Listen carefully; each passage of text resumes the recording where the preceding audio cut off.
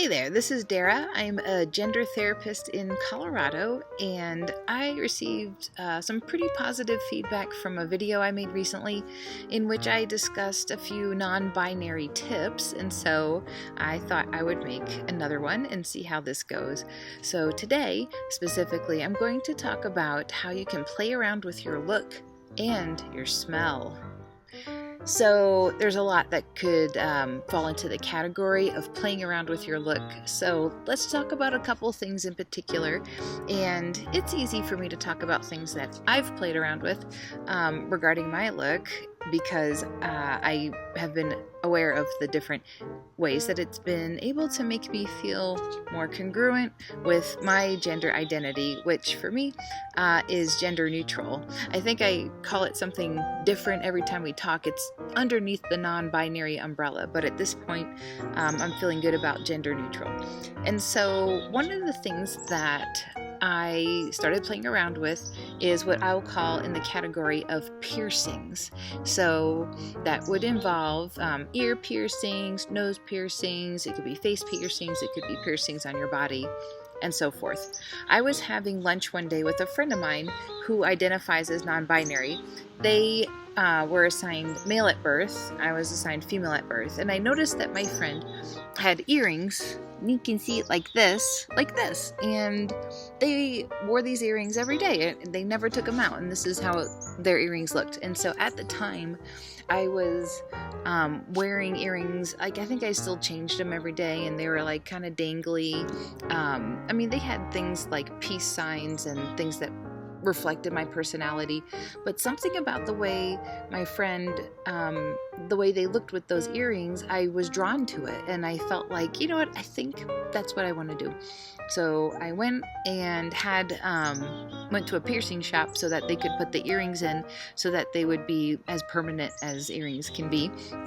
And that was probably almost 3 years ago, and I haven't taken them out since. And for me, I like it. I don't tend to use words that are gendered, like they look less feminine or more masculine. To me, it's more about how does it look. When I look in the mirror, it feels more like me. And so I like the way that resulted. So you can either try taking out earrings if you do wear earrings and not wear them at all. If you don't wear earrings, you can get your ears pierced and see if you want to wear earrings that are either bigger or smaller than you're used to wearing. So also with piercings, I have a nose ring. So I actually had my nose pierced, I think it's been over 10 years now. And originally it was just a stud, and at first it maybe was a little sparkly. Sometimes it was just like a little metal dot, and it was fine for a while. And then a couple of years ago, again, I saw somebody who I was just talking to. I think it was the parent of one of my teenage clients, and she had more of this hoop. And I thought, it just stirred something in me where I thought, that looks kind of cool. I wonder if I would like how that would look on me. And I thought about it, and then I didn't do anything about it. And then I saw this person again, and I was like, it's like I just started noticing it everywhere. Anybody who had this type of nose ring, I was like thinking, oh, maybe it is something I should try. So that's an indicator. If you start being drawn to something over and over again, and you keep thinking about it, that maybe it's something you should try. Maybe it is something you can try, especially if it's not something permanent that you can't reverse. So I went ahead and had the nose ring put in. At first I got one that was like a little too wide, and I didn't like how much space it had in between. So eventually I moved to one that was smaller, and I liked how this fit better. So again, I don't think that this is something that you need to gender as being masculine or feminine or male or female. It's if you think that this is something that would reflect a look that you feel comfortable with. And so that's something else you can do. If you have piercings and you are thinking about maybe not having them anymore, you can take them out and see how that goes. If you have piercings and you want to try different piercings, you can do that. Or if you have no piercings, you can think about if you want to take a chance and see what it's like to have one. Besides the nose, obviously you can maybe do like an eyebrow. I also have like a little hoopy thing right here. Now that I look at it, I think it's a little I don't know if I like that design. I'm gonna have to look into that. I haven't looked at it up close for a while. So, it can also be a part of your entire look. You might like, this came first and then this came next for me. Now, as we speak, I noticed that I don't know if I like the way this one looks. I think I'm going to change it to a different design. Obviously you can get piercings other parts of your body. You can get it on your lip, on your tongue. For those of you who would be interested in exploring that might be something worth thinking about. So another thing you can explore with your look is tattoos. I'm going to talk about it because that is something that I have been playing around with for a while now. I got my first tattoo when I was in college, and it's something like a flower with a peace sign on it on my hip. And I thought that would be my only tattoo, but as I got older, I continued to be intrigued and wanted to keep getting them, and I got some, a few cheesy ones that are kind of typical, like on my ankle I have a yin yang, and so forth. And so over the years I've been getting tattoos in various places, but they were all places where you wouldn't see them unless maybe it was summertime. But it was about 2 years ago that I decided I wanted to get tattoos on my arms. And it was the same time, now that I think about it, that I got the nose ring changed over too. And it was also around the same time that I started cutting my hair shorter. So this all sort of fit into like a bigger picture of me wanting to change my look. And so again, it doesn't have to be labeled male or female, masculine or feminine. It's just something to change. And so for me, I started noticing people having tattoos on their arms, and I just was starting to be intrigued by it and drawn towards it. And eventually I have a tattoo artist who I really trust where I live, and we went ahead and came up with a design. And so I have a tattoo right here that was my big step into starting to wear tattoos that were more obvious. And then a year later I got a couple more tattoos.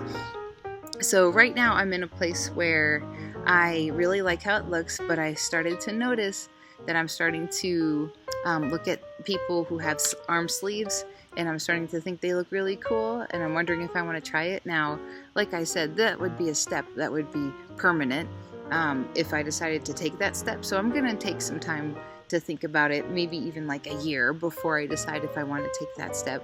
But I've already noticed that I'm starting to recognize that as something that looks intriguing to me.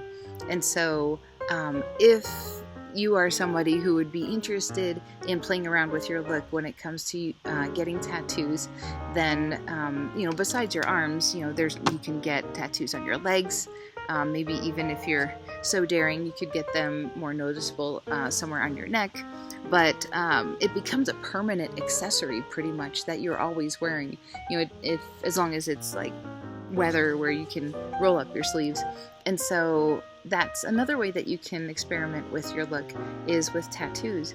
And the final way that I was going to talk about, which is not having to do with your look, but it has to do with your smell. And again, this was something that I thought about this morning as I was applying my chosen scent on myself. And what I use is Drakkar Noir. It is a spray because it is cheaper, and I think it's like $23 at a department store. It's been a long time since I have used any sort of scent when I was a teenager, and thought that I was more feminine. I did wear something called Primo, which is like a generic version of something else by Giorgio Armani, and I wore it, and I guess it was fine at the time, but I noticed I always liked the way men's cologne smelled. And at the time I thought it was meant because I was attracted to the men, which it turns out was somewhat not true. And I ended up, after a few years of not wearing any scent at all, realized that I can wear this if I want to. It doesn't matter if it's in the men's department. I like how it smells, and I could just smell my shirt at any point of the day and be like, I like how that smells. And I don't mind if people notice that that's how I smell. It's not overwhelming. It's something that I feel like is reflective of who I am. I can't really put words to it. I just know that it makes sense for me.